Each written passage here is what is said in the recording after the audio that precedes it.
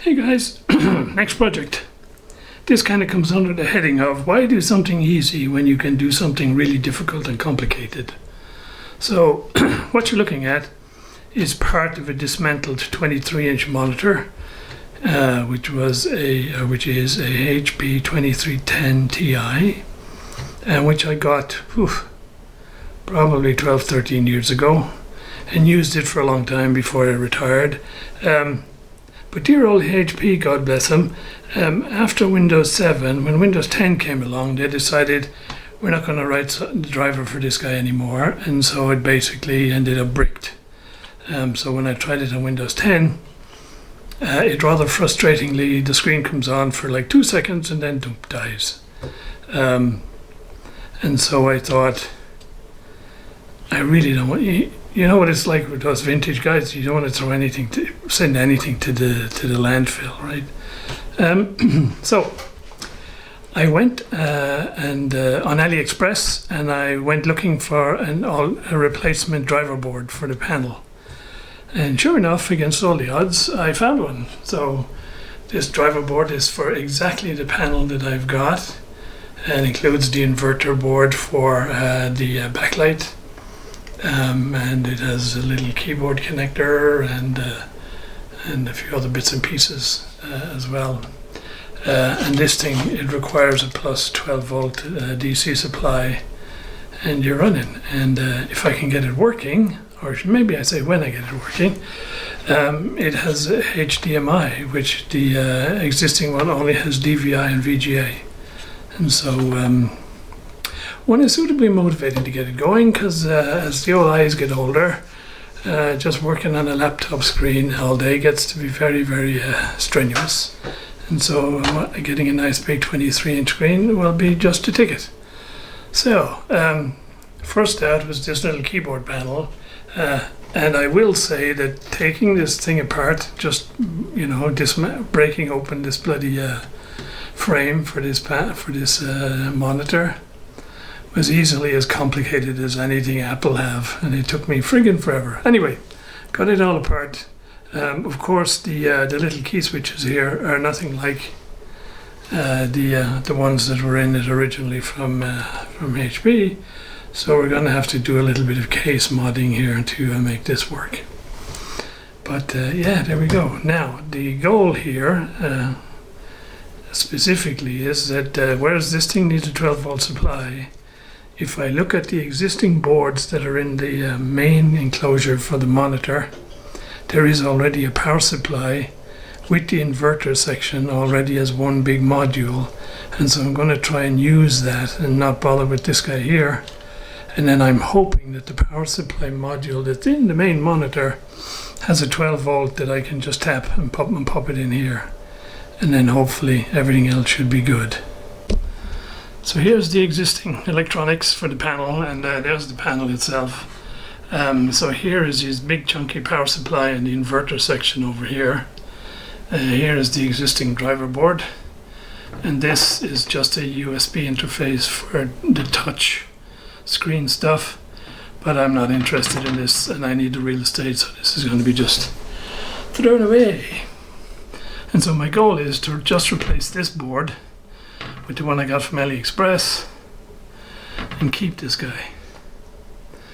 Now the challenge immediately is this bolts onto to the panel so that all you can see is the back here. And so it does say in the documentation that you should not power this thing up without the inverters having a load on their secondaries. So in other words, you kind of have to hook it up to the panel before you go powering it up. And if I leave it in the case like this, when I power it up, I have no way of measuring the volts. So we're going to work on that. So this is the power supply module out of the monitor. And this is the inverter section over here with the transformers. Unfortunately, I can't use it for my modification, because it outputs plus 5 volts at 3 amps, and that's it. And I need 12. The other thing I did was I was wondering why there was so many black wires here. And believe it or not, the first one and the second one are plus 5 volts. So how's that for confusing people? Then the next two beside it are ground. And then the 3 remaining ones route to this little vertical module here, of which I have no idea what it does, but I guess it's probably related part of the inverter circuitry. So whether these 3 signals are coming from the control board and into here, or its outputs from here back to the control board, I don't know. So another reason why it would be very unsafe to use this guy, because I don't know what those 3 signals are doing. So we revert to plan B, which is to use the entire AliExpress replacement and a generic plus 12 volt power supply. Just got to figure out how to fit them in the enclosure. So I think I figured a layout which will do for an initial test. I've got the driver board in and the power supply, but the inverter board, I couldn't fit it inside this enclosure because the cables on the panel are too short to reach it if I put it anywhere other than, if you like, where the original ones were, and that is not possible because the AliExpress inverter board layout is completely different. So I had to put it on the outside of the enclosure, and hopefully that'll be okay. So I just turned on the powered up the old power supply, and we have a decent enough 12 volts. And so I think next step will be to wire everything up, and I should be able to get enough wired up so that we can bolt it to the back of the panel and give it a test. Okay, well, everything is mounted back onto the panel and wired up as best I think it should be wired. Given that there was no documentation on the original stuff I took out of here and no documentation on the stuff I got from AliExpress, on the bit of reading I've been able to do and a bit of information I found out, I think this is how it should be done. But as you can see, when I power this up, there ain't no way you can troubleshoot because everything is in there. Except this guy, and I ain't going to poke around at him because according to the spec for the panel, it takes about 1100 volts for a few seconds to fire him up, and then it settles back down to, I don't know, something like 800 volts. So we ain't going to be messing with that.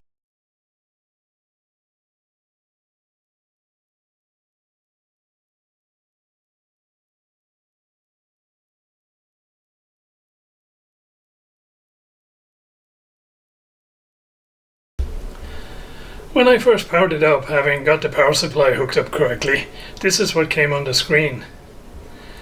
And so I was a little bit disheartened with that, and so it was a very small image on the screen. So I took a photo of it, I blew it up on the machine upstairs, printed it out, and then used the translator on my phone to see if it would translate. And it says on the top, it says please note, and on the bottom it says no signal.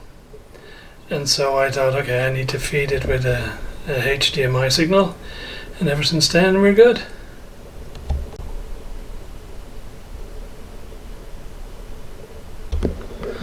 So it's partially back in its cabinet. I had one major problem, one major interference issue when I tried to get it back in, and that is where I had fitted the inverter board outside the cage. It unfortunately fouled with one of the speakers that are built into the cabinet. So I just left the speaker out, I just took it out. It was going to be major work to try and cut this thing up.